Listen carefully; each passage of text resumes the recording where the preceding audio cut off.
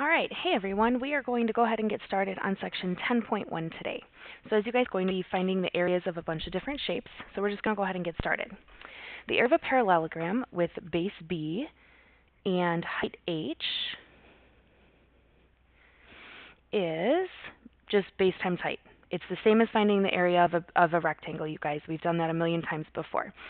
The special thing about this, though, is that the height of the parallelogram is measured along a segment perpendicular to the base. So you have to make sure that your height has that right angle there. It could be here in the middle of it, or it could be over here on the side. It could be on the outside as well. So sometimes you might see it drawn with a dotted line out here, and the H will be over here, but it's perpendicular to this base, okay? The area of a triangle with base B and height H, you guys probably already know this one also. Area equals 1/2 base times height. Then this one you guys probably don't actually know. This one, if you don't have the height of a triangle, we can still find the area, but we have to have the two sides of the triangle and the included angle. So remember, included angle means that it's between. So if we kind of highlight that angle C there, we can see that it is between sides A and B. So the formula for that one is 1/2 AB sine C. So you can see why it's something new, because we just learned trig in the last chapter. Otherwise, we wouldn't even know what sine C means, right? Next one is area of a trapezoid. The area of a trapezoid with bases B1 and B2. And remember, with a trapezoid, the bases are the parallel sides. So if we can find those parallel sides, we know we've got our base 1 and base 2. And a height of H.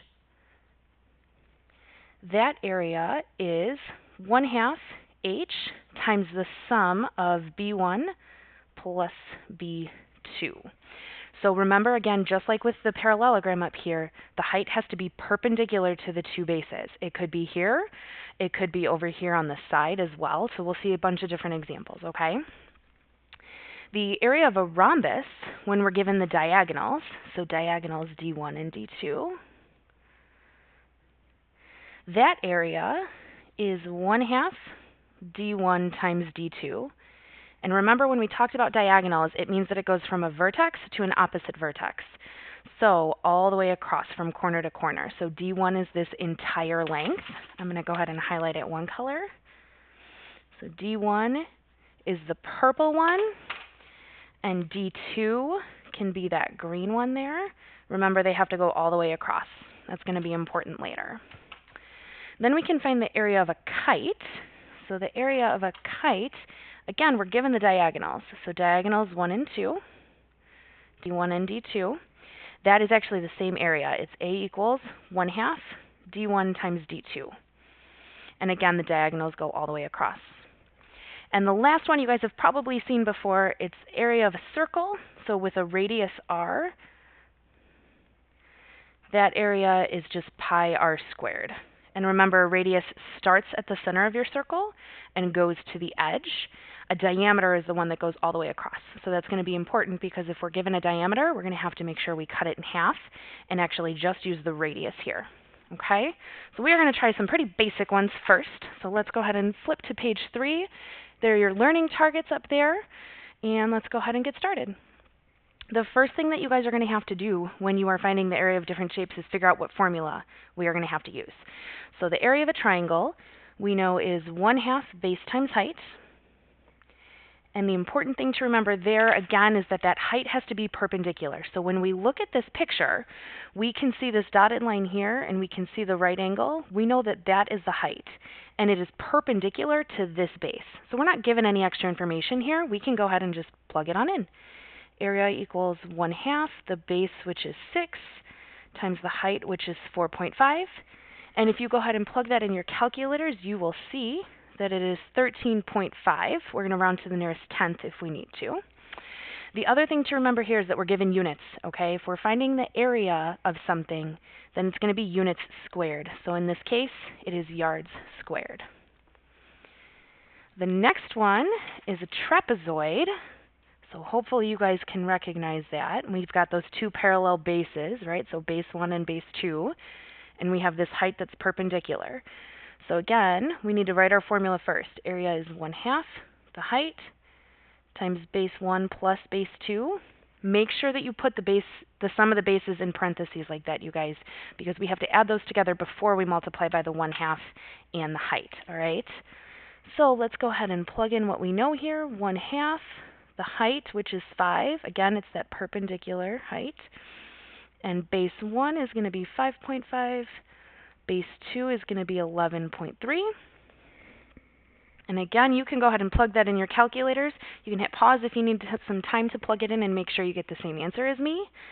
But the answer that you should get there should be 42 centimeters squared. Again, remember to include those units, okay? Taking a look at number 3, we can see that it's a parallelogram. Now this one is weird. We've got some extra information in here, so we're going to have to pick and choose what we're going to use. We know that the area is base times height, but the height has to be perpendicular to the base. So right here, I can see that there is something that's perpendicular, right? So if I say that 4 is my height, I have to figure out which base it is perpendicular to. It's actually perpendicular to this base right here, the 8. If I wanted to, I could take that 4 and draw it inside and have it perpendicular here, but we know, because it's a parallelogram, that opposite sides are congruent, so that base there is still 8 feet. You can look at it either way, okay? But when we do that then, area is base times height, and we decided that that's the 4 and the 8. And you guys can multiply that even without your calculators, I'm sure, but that one is going to be 32, and again, include your units, feet squared. Now this one is one of our new ones. We see a triangle, but we can't do 1/2 base times height because we're not given a height anywhere. We're not given a perpendicular height. So instead, we are going to use that new formula, which is 1/2 AB sine C. Now it does not matter what variables we use or anything like that. What really matters is that we have two sides and an included angle. All right, so we can just pick this to be A, the 5 can be B, and then this is our angle C, okay?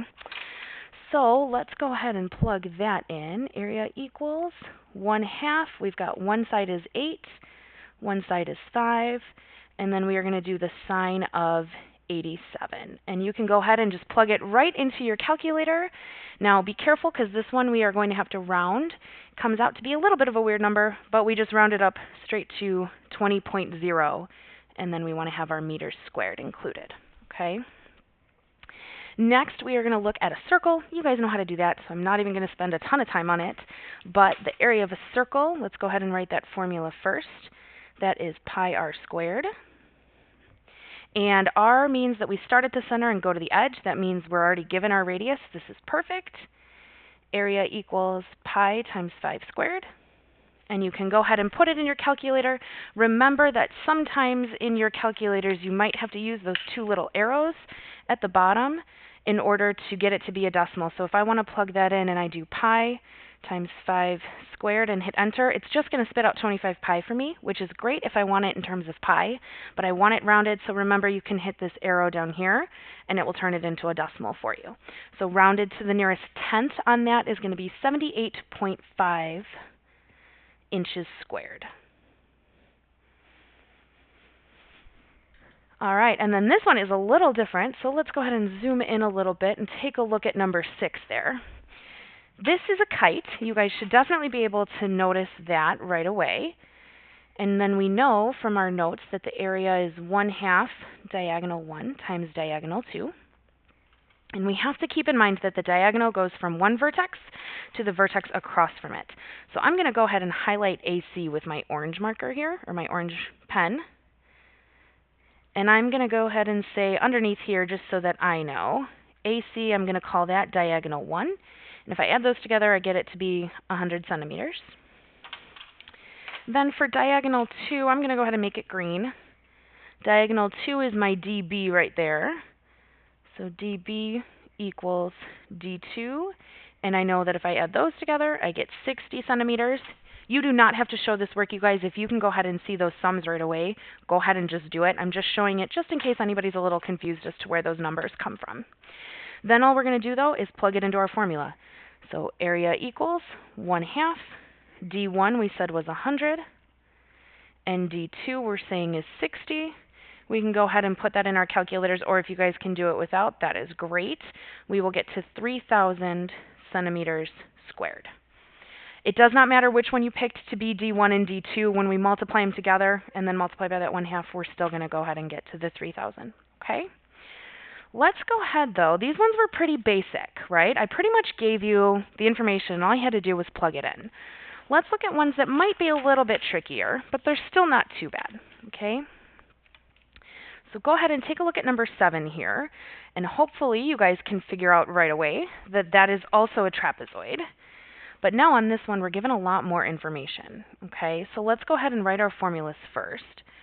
Area equals 1/2 the height times base 1 plus base 2.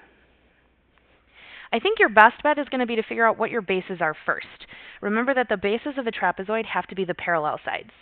So if we look here, we know that 4.5 is going to be one of our bases, so let's just go ahead and call that base 1. 9.9 then is going to be base 2, and we want the height.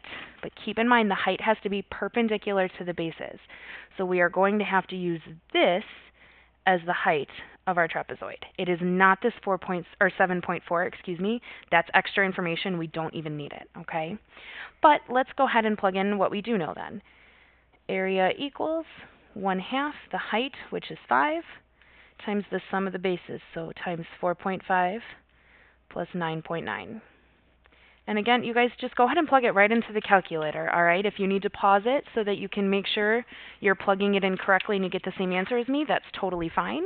But the answer here you should end up getting is 36, and then we need our units, miles squared. All right, still pretty basic. Still not too bad, right? Let's take a look at number 8. That one we should be able to tell is a parallelogram. So area equals base times height. If you want to write what the shapes are, you guys are more than welcome to do so. I haven't been, but I guess I should be. That one is a parallelogram. So area equals base times height. Again, the thing to keep in mind, you guys, the height has to be perpendicular to the base. So the first thing I would do is figure out, okay, if this is my height, which side is it perpendicular to? And it's perpendicular to, I'm going to highlight it in a different color, it's perpendicular to this green side here. Okay. But now I have to figure out what that green side actually is then. So since it's a parallelogram, I know I can just bring this 4.8, bring it on over to the other side. Okay, so 4.8 inches is my base, and my height was 3 inches. So I can just plug and chug. Base is 4.8, and the height is 3. Go ahead and plug that into your calculators. You should get 14.4 inches squared. Just a couple more examples to go through, guys, okay? This one we can see is a triangle, and since I see this perpendicular box here, or this box here to show that it's perpendicular, I know that I'm probably going to use 1/2 base times height. Okay, so it's a triangle. And I'm going to go ahead and try and figure out if this is my height, which side is it perpendicular to again. So hopefully you guys can see clearly that it is this 5.4 yards. So this right here is my base. The only reason that this is a little tricky, guys, is because the height is drawn outside of the triangle. But it doesn't matter. What we're looking for is if we have to extend the base, that's okay. We're not going to add anything to it. This is still the base of our triangle. We're just figuring out exactly how tall it is, and that's the 5.7, okay? So let's go ahead and plug that in. Area equals 1/2. The base, which we said was 5.4, times the height, which is 5.7. And we can go ahead and plug that into our calculators. We should get 15.4 yards squared. Make sure that you guys are keeping up on those units. Don't ever forget those, okay? You guys know how important those can be. Take a look at number 10. That one's a little different. We've got a triangle, right? So we know we've got two options. It could be this 1/2 base times height, or it could be that new one that we looked at, right? The area equals 1/2 AB sine C. I'm thinking since I don't have anything that's perpendicular, my gut is telling me I'm going to use the 1/2 AB sine C. But I don't have any angles either, right? So hopefully you guys can take a look at this and tell me that it is an equilateral triangle because all of the sides are congruent. And that also means that it's equiangular. So if we remember back to a couple chapters ago, if we take the sum of the interior and divide by 3, we would get that each angle is going to be 60 degrees. Hopefully you guys can remember that. I'm sure you guys do. So now we know we can use 1/2 AB sine C, and this shouldn't be a big deal. Area equals 1/2. One of the sides is 20, another side is 20, and we're going to do the sine of 60. Because these are all the same, it doesn't really matter what we call A, B, and C, but I'm just going to go ahead and say this was my side A, that's my side B, and there's my included angle. Okay?